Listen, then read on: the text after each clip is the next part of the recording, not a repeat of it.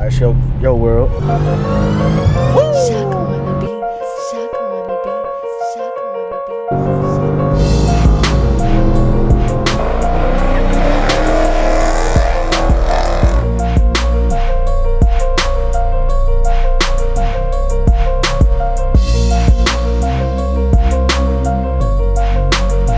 beat. This is D. Frank, and you're riding in the black ScatPack.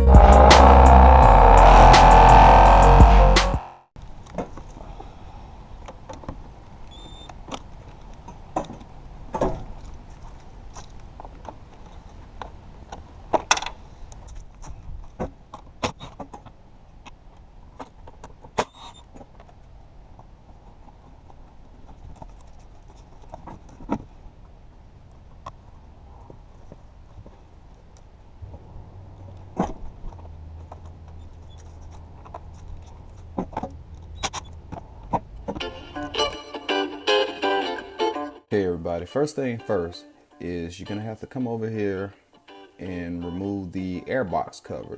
So make sure you take your screwdriver and remove all the screws, including the screw that's on the clamp in the back.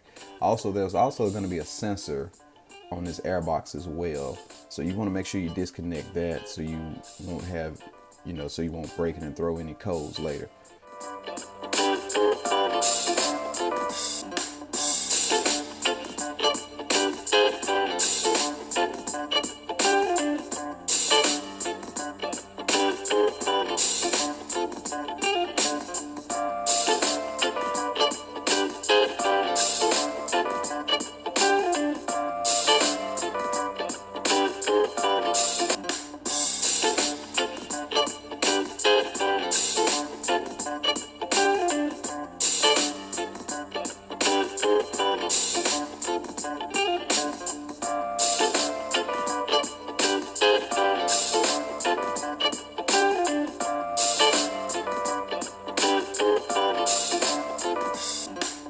And after that, you'll move on to this piece right here, and there's another sensor that you would have to remove. So, once again, take caution when you're taking that sensor right there off.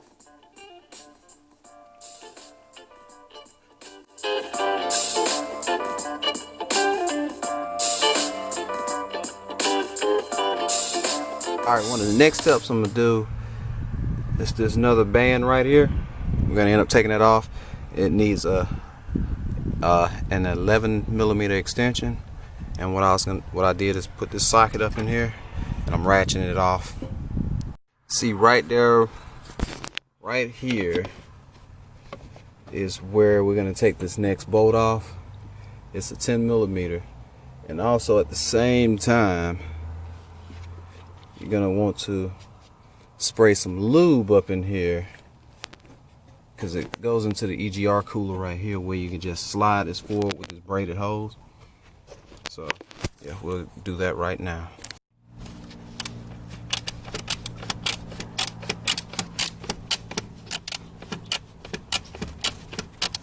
For this platform right here, we have some more 10mm bolts on this side, and we will remove those as well, because it looks like you'll have to remove this whole platform just to a little bit later when we get this cooler out the way. To get this cooler out the way, I should say.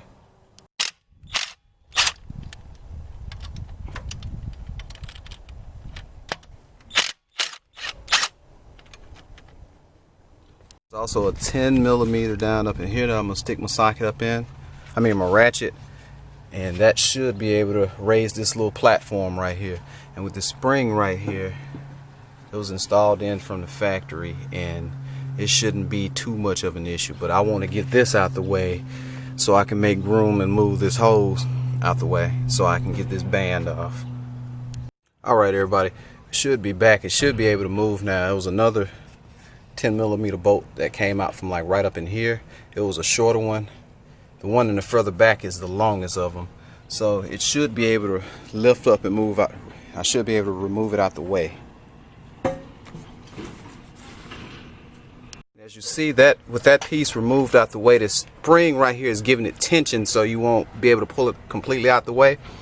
Once that's out the way, you can be able to pull back on this EGR, this hose right here going into the EGR cooler. And if you need to, you can lube it up with some WD-40 and pull back, because you see as of right now I can pull back on it some and it has some force on it where it can move already. So if you need to lube it up a little bit, you can do that as well.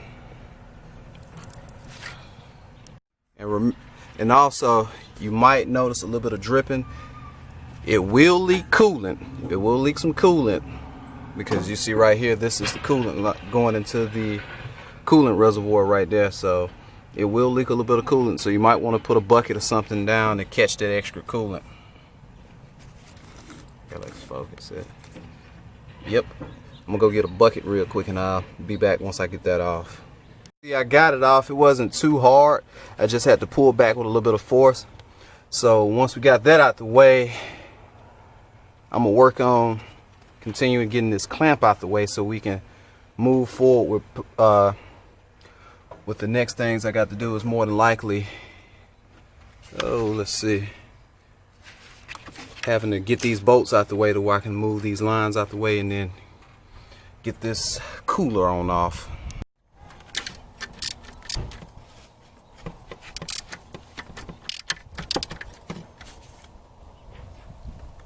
All right.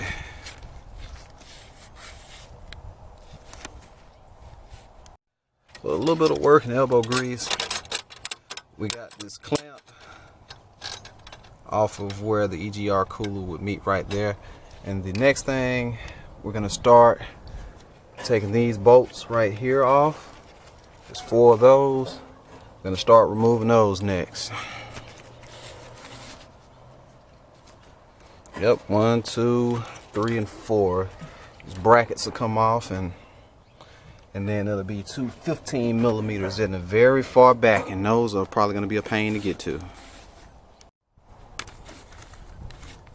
What I failed to mention, there was a 10 millimeter bolt right here for this hose that you'll have to remove to lift it up out the way. And we're gonna lift that up out the way, and that's how you gain access to these bolts right here.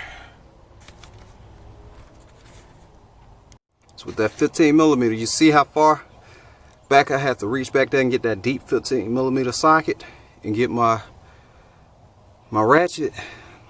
Yeah, this one's gonna be a pain, but we're gonna get it done. I'm about to reach back there and get those 2 15 millimeters out. All right, everybody, the trickiest part is over with. I didn't record some of the stuff because my RAM differs for like the 2014 models, which made it look a little bit easier to get this thing off. But I had to, once I got back there, I got those 15 millimeters off. I had to use a couple extensions, and then right up in here, once I got that off, I did the same thing that I did for this hose right here for this part, and just jiggled, put a little bit of force and pulled it back.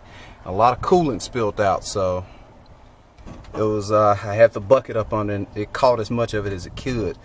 And once I was able to maneuver this hose around a little bit, I also removed this sensor off camera, unscrewed it, had a 7 millimeter bolt, and I was able to get this very last bolt off.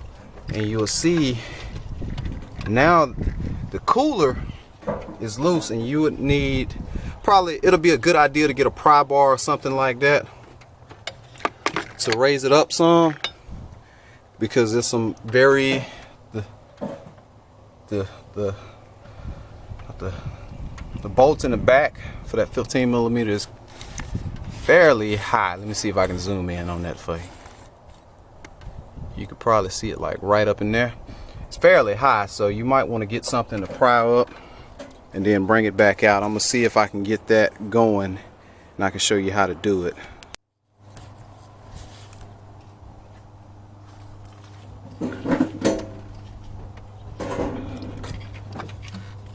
You got that lifted up in the back. So slide this stuff out the way right here.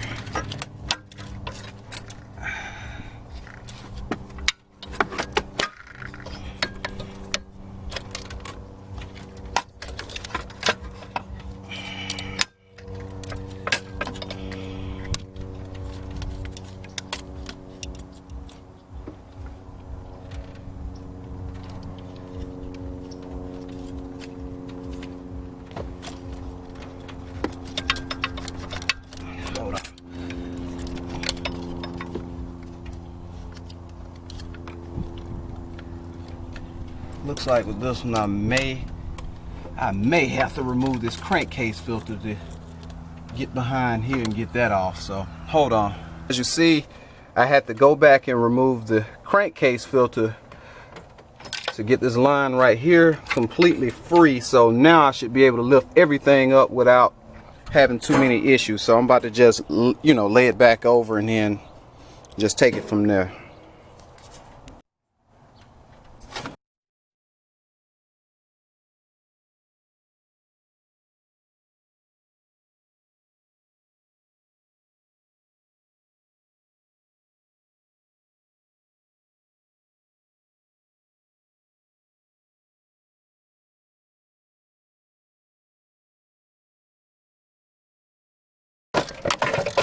There we go.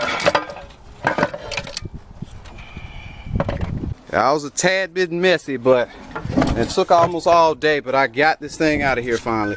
So next thing you're gonna see me do is take it and clean it out.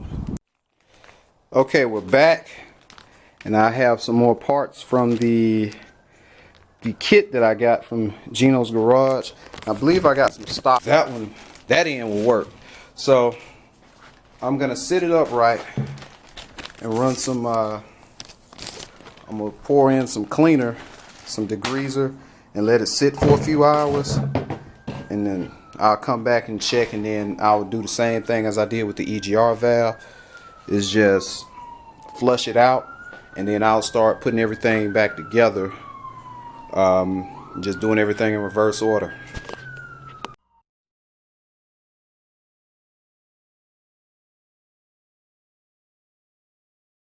Okay, I'm back, and you know, I just went and just started to sit some of this stuff just out the way to just straighten it up a little bit.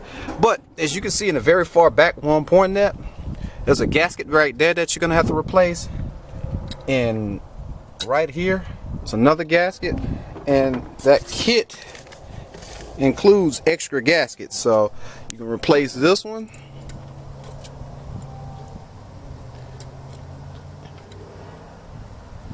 Now you'd just be better off putting that on when it's time to put the EGR cooler back on. And also you have this exhaust connector gasket right here, and it will go on the very far back there. So we'll go ahead and change that out.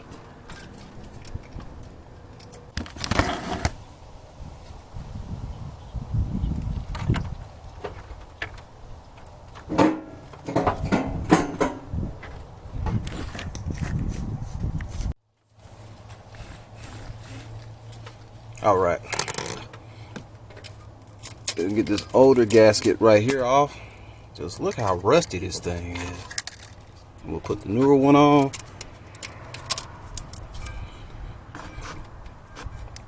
And then right here, I'll probably end up doing this off camera. You see right here, I'll get it to focus.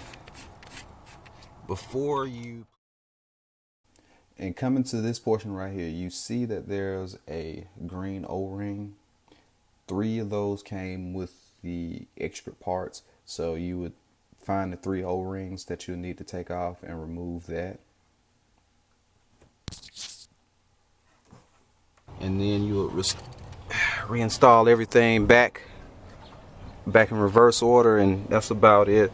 The videos that I watched from, what's that guy's name? I forgot. I said it in the other video, but his video, I think he probably did it on like a 13 or a 14 Ram 3500. So they changed the layout a little bit, so it was a tad bit hard. It took me a little bit longer to get my EGR cool off, mainly because of this bracket right up in here.